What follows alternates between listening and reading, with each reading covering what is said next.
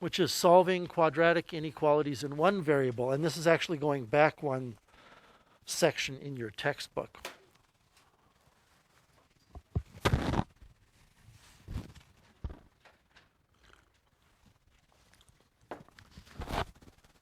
So I want to spend a minute here explaining those words, quadratic inequality in one variable. Okay. So if you look at linear inequalities,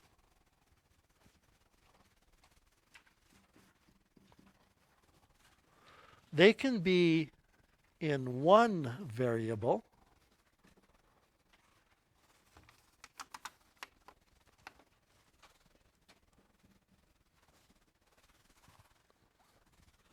or they can be in two variables. Right? We know this. And a linear inequality in one variable, as an example, might be 2x minus 5 is greater than or equal to 11. So it's linear. The reason it's linear is there's no squares. It's not quadratic. The real reason it's linear is it's x to the 1, but we don't need to worry too much about that. But that's linear. It's one variable because there's just an x. If I were to look at a linear inequality in two variables, it might be something like y is less than 4x plus 2. It's an inequality because there's that less than symbol. And it's got two variables because there's an x and a y. And we've spent some time reinforcing the idea that to solve this linear inequality in one variable is considerably different than solving a linear inequality in two variables. Because in one variable,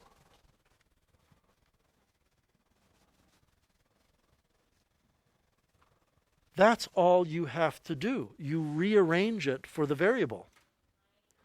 And if you want, I suppose you could express this solution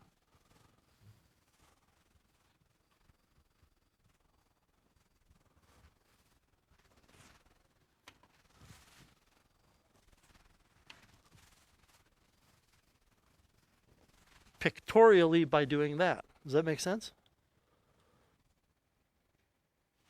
Now, if I said, what is the solution to the linear inequality in two variables, y is less than 4x plus 2, you can't rearrange for anything because it's two variables, right?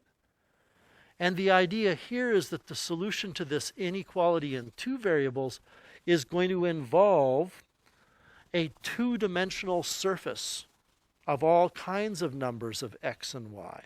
And the solution to this is communicated far differently than the solution to this. You graph y equals 4x plus 2,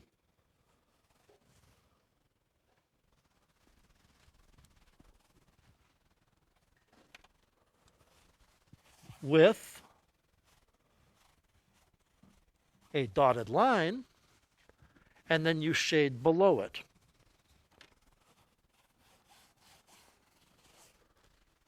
So I want to put these two up here. The first one is something that you learn about in grade 9 and maybe talk about in grade 10. But it's not anything we talked about specifically as a lesson in this course. The second one is something we learned and it was new. Okay? When you now look at quadratic inequalities,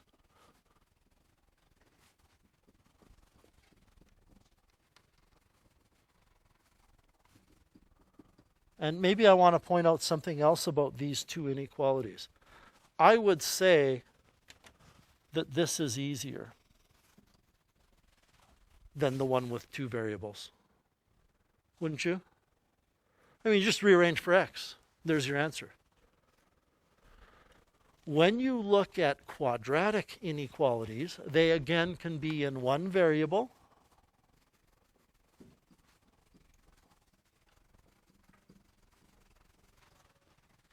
or they can be in two variables.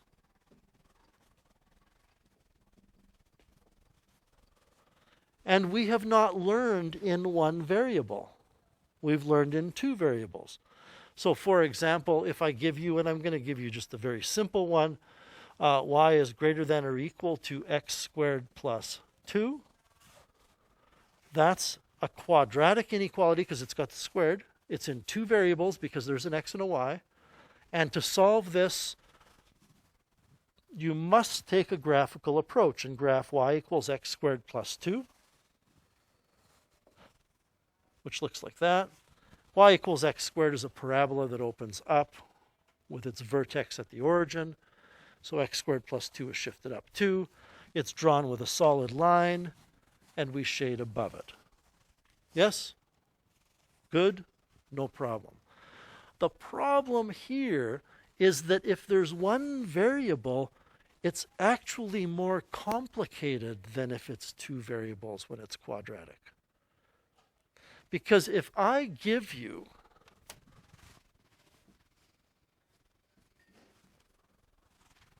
I better go with x squared.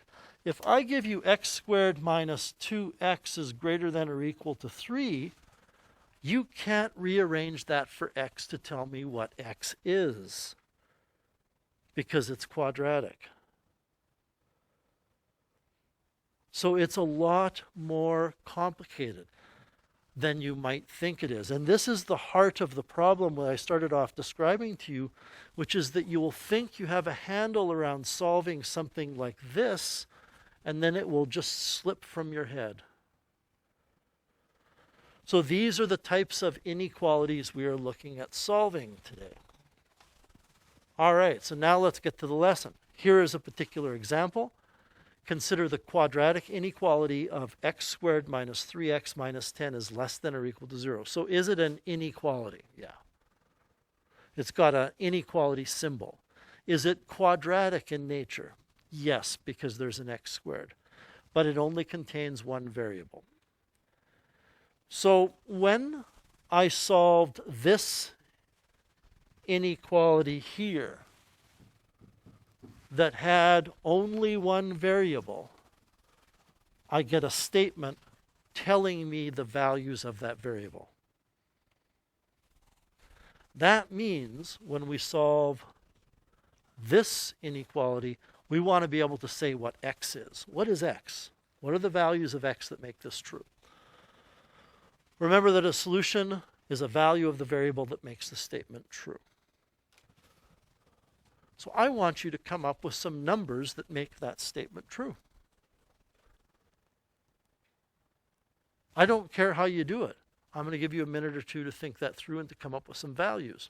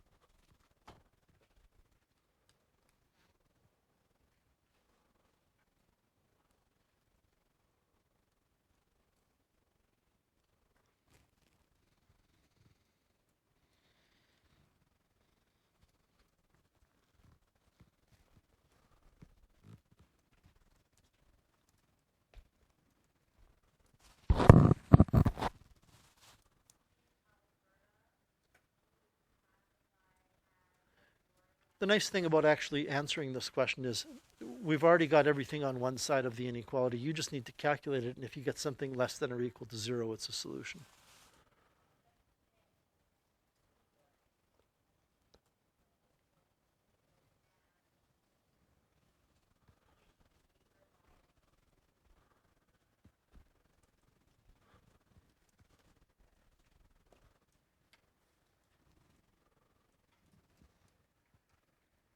Reagan, do you have one? 2. 2 works? Oops. If I put 2 in, I get 4 minus 6 minus 10. I get negative 12. Definitely less than or equal to 0. Seamus, have you got a different one? 1 works.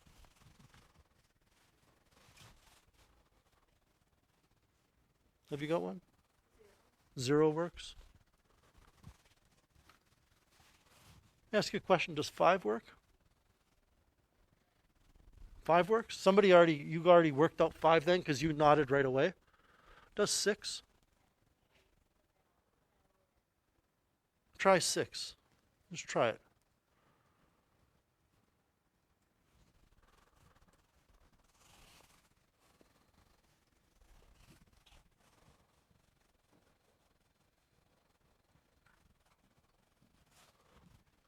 Five works though, right? Does 6? What about 5.5?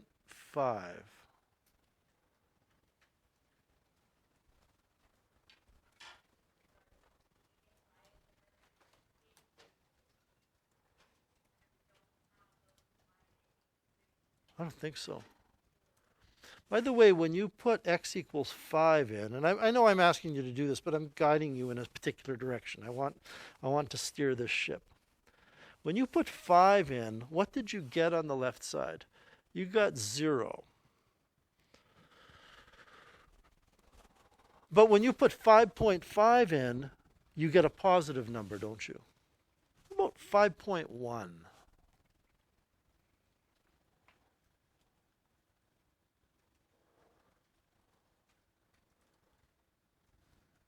You can take 5.1 squared minus 3 times 5.1 minus 10. Now, I don't happen to know what number you get, but I do know you get a number that's more than 0, don't you? What about, and then I think you'll get the idea, what about 5.01? So if you take 5.01 squared minus 3 times 5.01 minus 10, I'm going to guess you get a number pretty close to 0, but it's still greater than 0, isn't it? Okay. All right. And 0 works, and 1 works, and 2 works. We've established that. Did anybody happen to check negative 2? I don't think anybody. Oh, you did. Somebody did. Can you all check negative 2 right now and see if negative 2 works? Remembering, of course, when you put that negative 2 into your calculator to square it, you need to put it in a set of brackets. I believe when you put negative 2 in, it's going to work. You're going to get 0, right? What about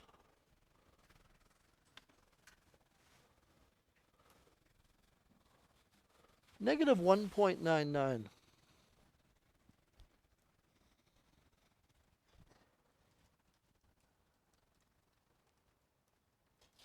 Don't forget to put it in brackets when you square it.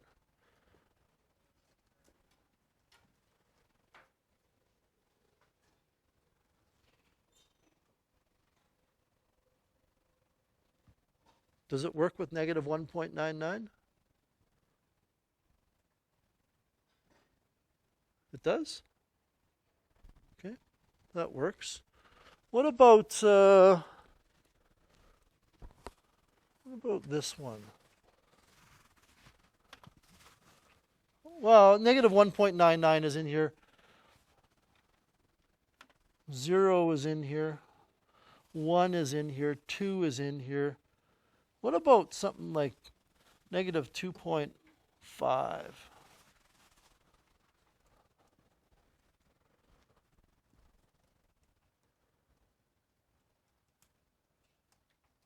We're not going to solve these this way, by the way. Does negative 2.5 work? No, you get a positive number, don't you? Does negative 2.001 work?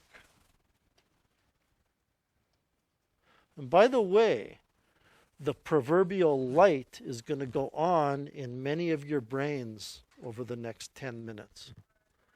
You're going to start to understand what's happening here. When you put negative 2.001 in and you square that and then you subtract 3 times negative 2.001 and you subtract 10, you are going to get a number really, really close to 0, but it'll still be positive, and it doesn't work. And what that seems to suggest that the solutions are any numbers in here.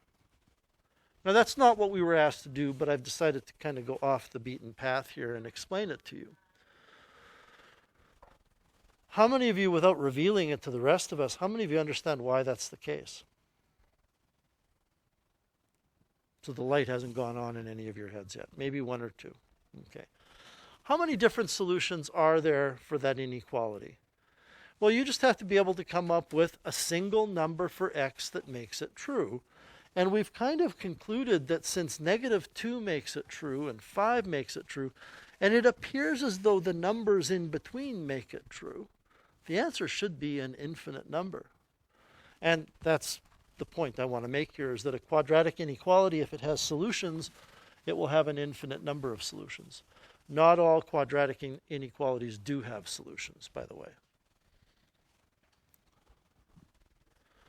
So what I am going to do is explain to you now 2 ways that you can solve these inequalities. And at some point, you're going to recognize that either of these methods is really the same thing. Okay? Now, what I am going to do to begin with is the second method. I'm going to solve this inequality that's up in the top right-hand corner, x squared minus 3x minus 10 is less than or equal to 0, by using roots and test values. So the first thing I want us to do is I want you to find out for me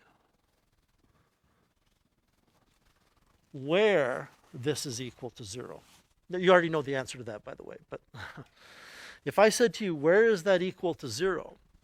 Then what you would do is you would factor this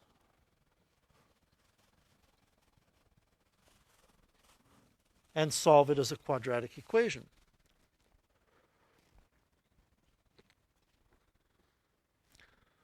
Two numbers that multiply to give negative 10 and add to give negative 3 would be negative 5 and positive 2.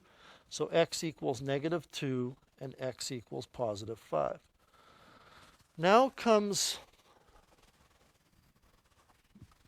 a very important idea in math, a very important idea in calculus if you go on and take calculus.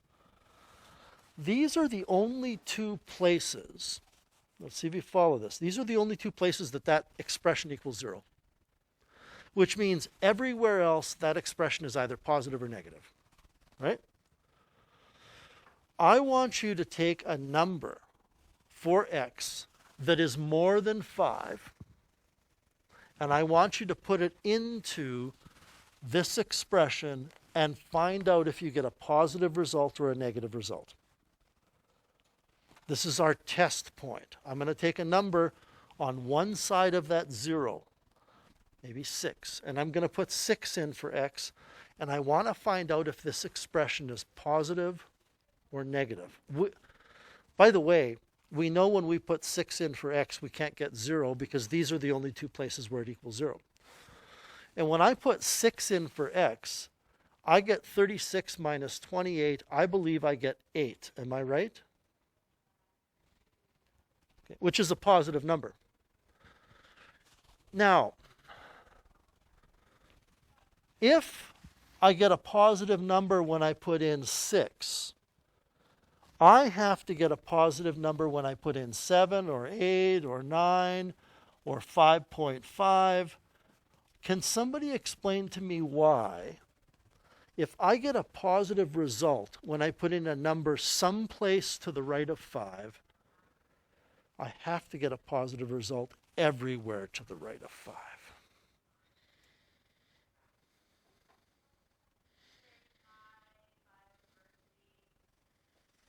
I mean, you can certainly try it. You can start picking other numbers to the right of 5, but it's always going to be positive. You want to give it a crack, Isaac? Is it because you're raising your x by a larger amount than you are going to be taking away because you're squaring the number and you can't actually remove enough from it? That is true, yes. What's happening is your x squared is ruling the roost and you're putting in a bigger and bigger number, so it keeps getting bigger and bigger. But I'm going to tell you that it doesn't matter what this expression is. If the only places it's 0 is at -2 and 5, then if it's positive someplace to the right of 5, it has to be positive everywhere, regardless of how we do the calculation. Seamus? Well, kind of, but that's not where I'm going. Yes, now the light is starting to go on in your head, bringing it all together. The answer is this. Imagine for a second, if you continued to do this and you discovered someplace way over here that was negative, that can't happen because you can't go from positive to negative without passing through 0, and there is no 0 over here. And it's really going to connect to what Seamus is talking about in a second. So since there's no place over here where this thing is equal to 0, there's no way it can go from being positive to negative. Everywhere to the right of 5, it must be positive. Now let's take a test point in between -2 and 5. You can pick any number between -2 and 5, put it in to this, and see if you get a positive or a negative. Again, you won't get a 0 because 0 is only happening at -2 and 5. In between, are we getting a positive or a negative? Well, a really convenient number to put into this expression that's in between here is 0. That's an easy number to work with. And when I put 0 into that expression, I get a negative, which means when x is 0, this is negative. But again, follow this logic. If the thing is equal to 0 at -2 and 5, then the thing has to be positive everywhere in between or negative everywhere in between. It can't be a mix. Because if it's a mix in between, then it has to go from positive to negative in between. But there's no other place in between that it's equal to 0. And since you've decided it's negative somewhere in between, it's negative everywhere in between. Seamus, is this kind of jiving with what you're thinking? So now you're starting to see that whether we solve it with this method or the other method, the idea is the same. And not everybody maybe heard what you said, and I don't want to reveal it just yet. There's only one other interval, and this is the idea here behind using points or test points. You know that it's 0 here, and you know that it's 0 here.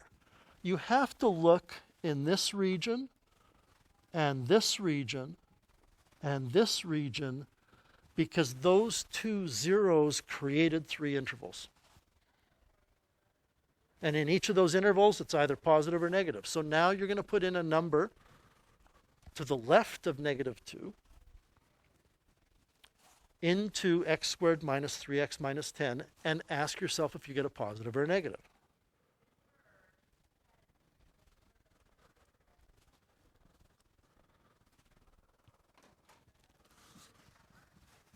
And you're going to get a positive.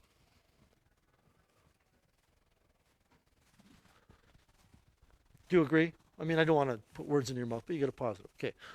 So now we answer the question. Where is x squared minus 3x minus 10 less than or equal to 0? Well, it's less than 0 everywhere between -2 and 5. Right?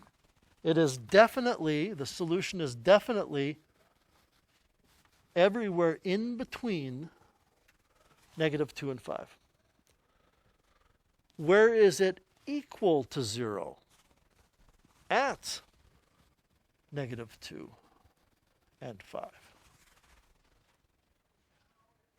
So the solution to this inequality is -2 is less than or equal to x, which is less than or equal to 5. What I've written here, -2 is less than or equal to x, which is less than or equal to 5, means the same thing as that green thing I've drawn. This means the same as that.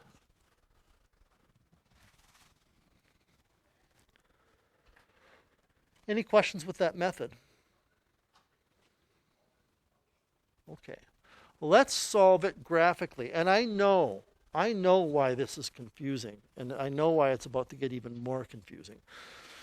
It's because we're going to graph this, but there's no y. Right? There's no y there. So what we are going to do is graph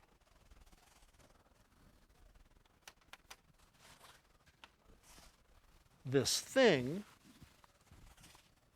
and we're putting this up here. We're putting x squared minus 3x minus 10 here. We're looking at the values of it for different values of x.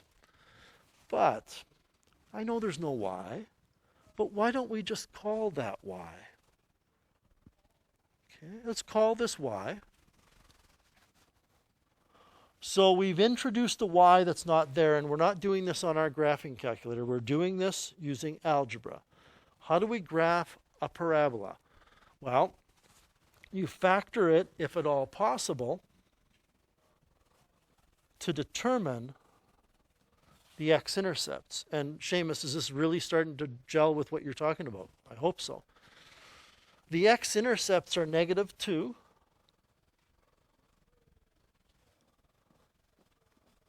And 5. And this thing opens up. Right? Yes? Sure. So this parabola, let me get my equation out of the way. This parabola, if we had a parabola, and we don't because there's no y, will look something like this. So, would you agree that y, be very careful here and listen carefully, y at this point is positive? Now, why am I looking at y? Because y is the thing that we're investigating. And it's positive here, it's positive here, it's positive here, it's negative here, it's positive here, and it's 0 at the x-axis. So where is x squared minus 3x minus 10 less than or equal to 0? Well, it's equal to 0 here, isn't it?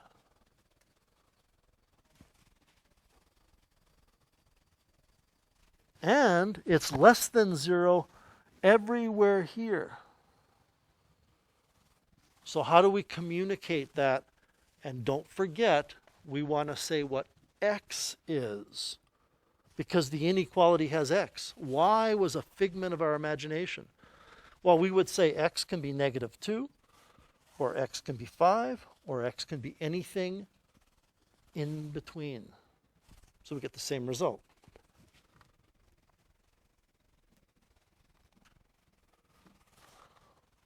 What Seamus was saying, and it's at this point that I hope in about 30 seconds almost everybody's light bulb goes off in their head.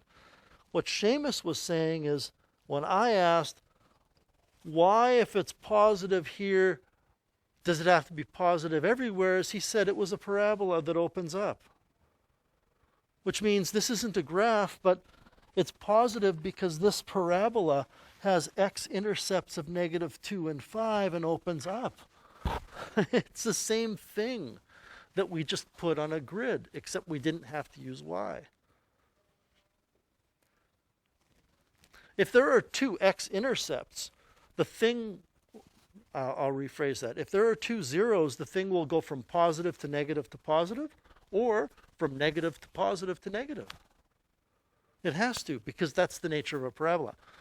But this approach here will still work even if it's not a parabola.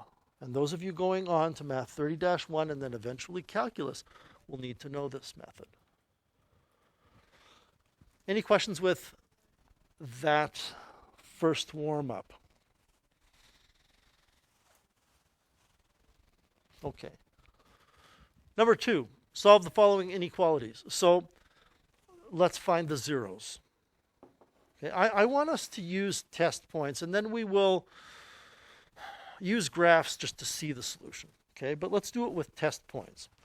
So the first thing we want to do is we want to find out where is negative x squared minus 4x plus 21 equal to 0.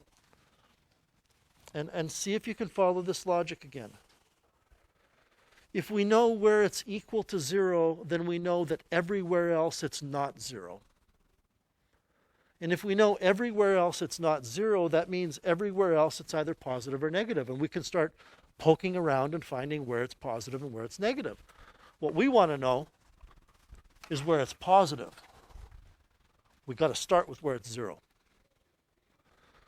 So I'm going to factor a negative 1 out.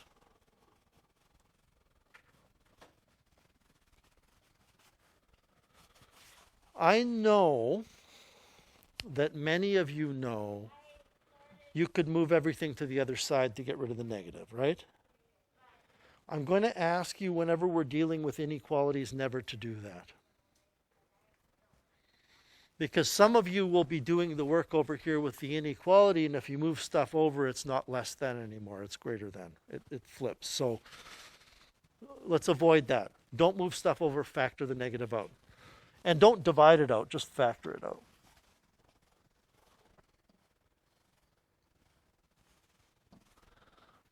So is this thing factorable? Man, I sure hope so.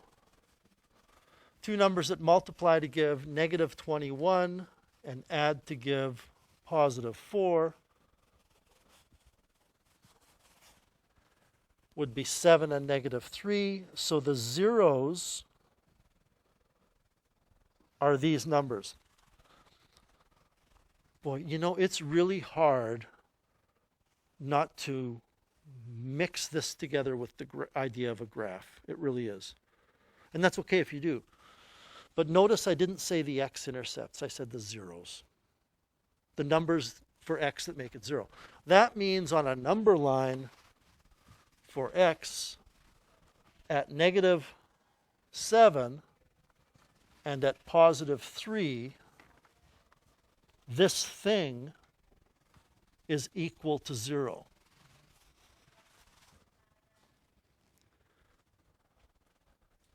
So with test points, I just want to explain this and I'll give you a minute to answer it. You need to pick a number in this interval. You need to pick a number in here and put it in for x and see if you get positive or negative. You need to put a number in here in for x and see if you get positive or negative. And you need to put a number in here and see if you get positive or negative. If you figured out a shortcut way of knowing, then put positive, positive, positive, negative, negative, negative, positive, positive, positive, or whatever the case is. I'll give you a minute to do that.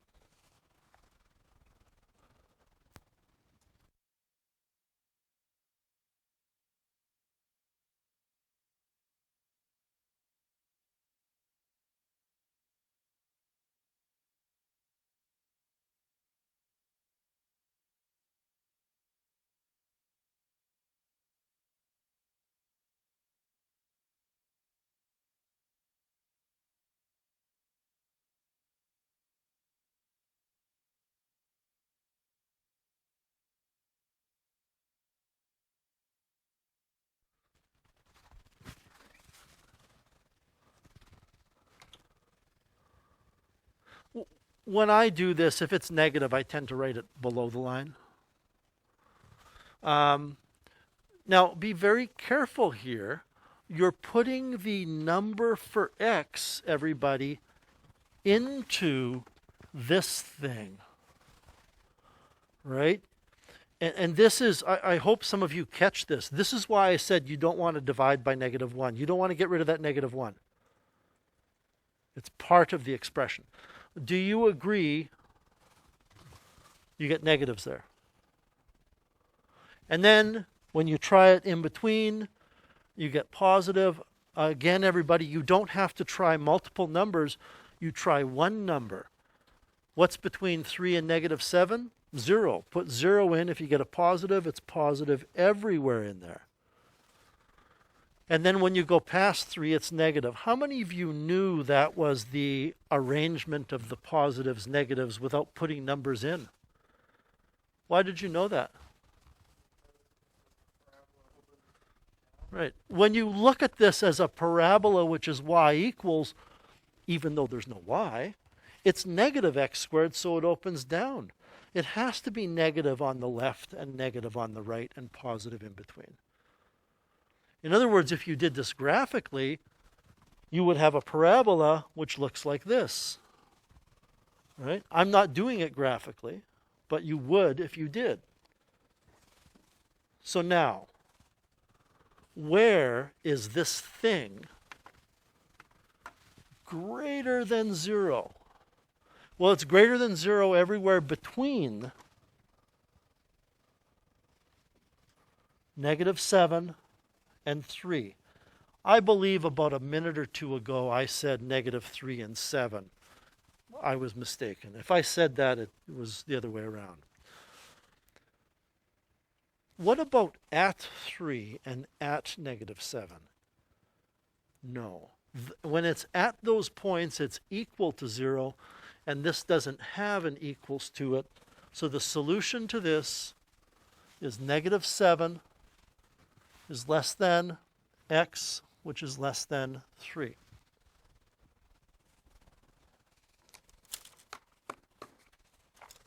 Any questions with that example? Okay, I realized when I was looking through the note package today to get my lesson ready that there's a page that didn't get printed in there. So we do have one more example, so I photocopied it and I'm just going to hand it out to you. You're welcome.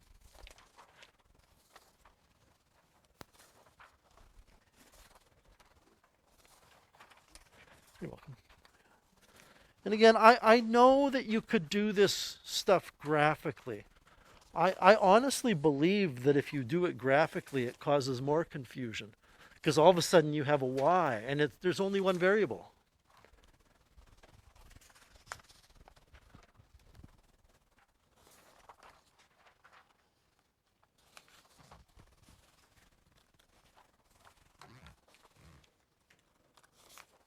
You're welcome. You're welcome. You're welcome.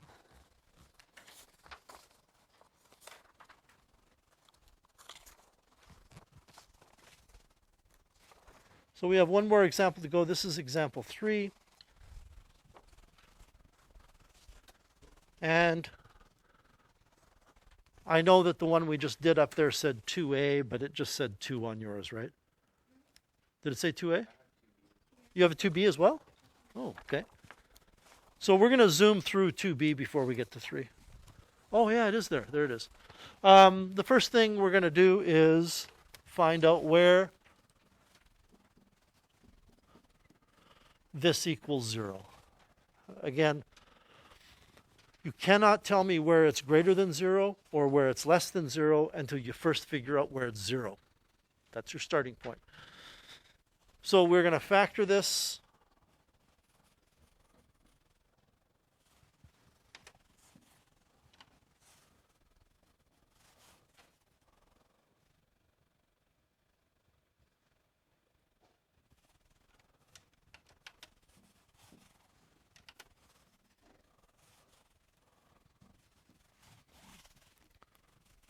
And I believe that through trial and error, we're going to factor it into 2x plus 3, 3x minus 1.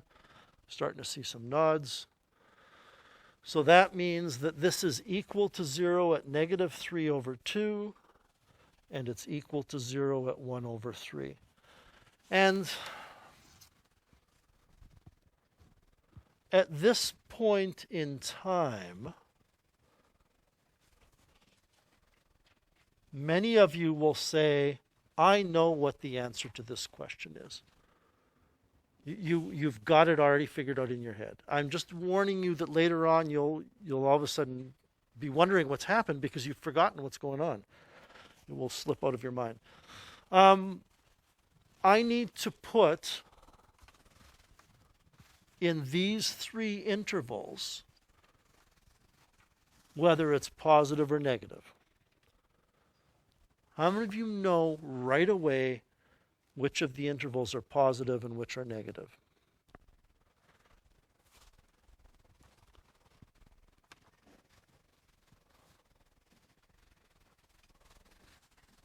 Yes? If you know right away, it's probably because you're saying if this were a function and it's not even an equation, it's an inequality. Since a is positive 6, the parabola would open up. So the only way for it to open up through those two intersection points is to be positive on the left and the right and negative in the middle. If you need to put a number into your calculator to find out whether it's positive or negative, that's fine too. We are looking for where it's less than or equal to 0. So that would be, well, it's equal to 0 here. It's equal to 0 here. And it's less than 0 in between. So that's the solution, that green section that I've highlighted, which means the solution is negative 3 over 2 less than or equal to x less than or equal to a third. And I would say that many of you are going to start to develop shortcuts here, like, did you really need to draw this thing? If you find the x-intercepts and you're asked for where it's less than or equal to 0 and it opens up, the answer is from that x-intercept to that x-intercept. To how many of you does that just make sense? Okay, because you're seeing this in your head, I would imagine. I wish I could get in. As a teacher, I really wish I could get in each and every one of your heads just for a minute to find out how you think, but I can't. To me, I actually see that. I go, well, it's negative below, so it's between these 2 points. Then, if there's an equals to, put an equals to on there.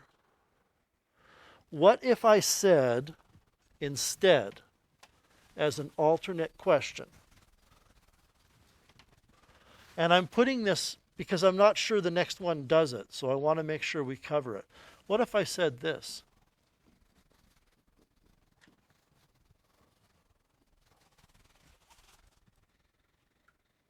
How would you write that for an answer?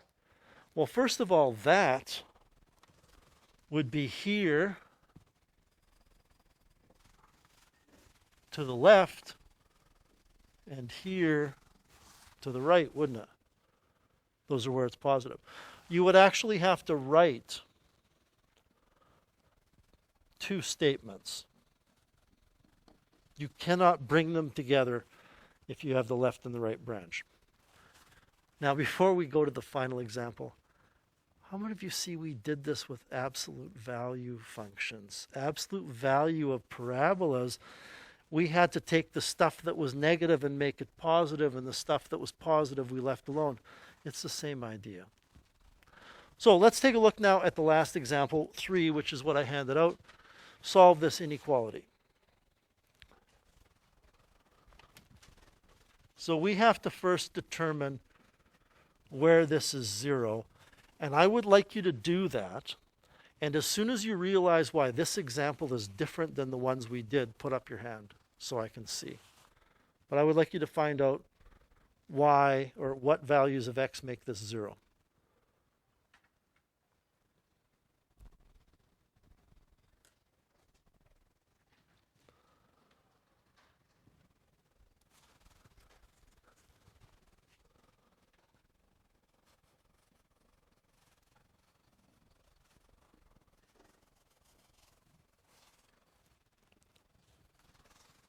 It's different because it's not factorable, right?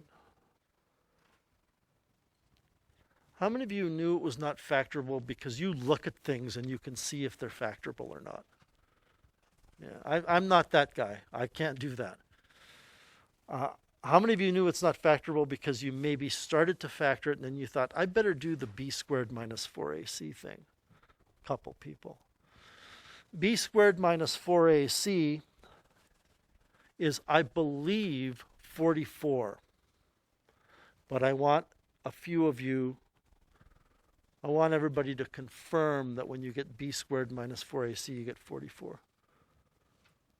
A few more people are saying yes. 44 is not a perfect square, so we are in factoring mode. This will be negative b, which will be 2 plus or minus root 44, all over 2a, which is 4.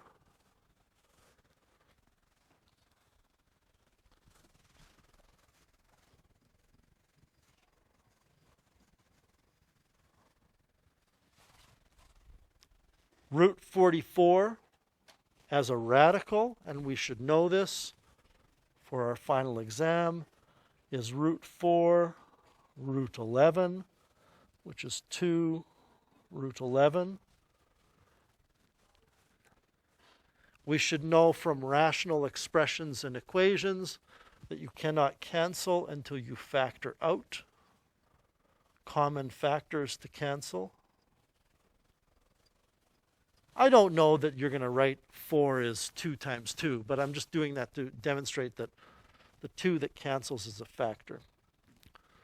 So we get 1 plus or minus root 11 all over 2. 1 minus root 11 all over 2. 1 plus root 11 all over 2. I didn't need to calculate them to know which one is more than the other. If you're going to add root 11, you'll get a bigger number. Let's kind of use, rather than specific test points here, let's use common sense with our knowledge of parabolas. This function, if it was a function, would open upward, which means it's positive here, it's negative here, it's positive here.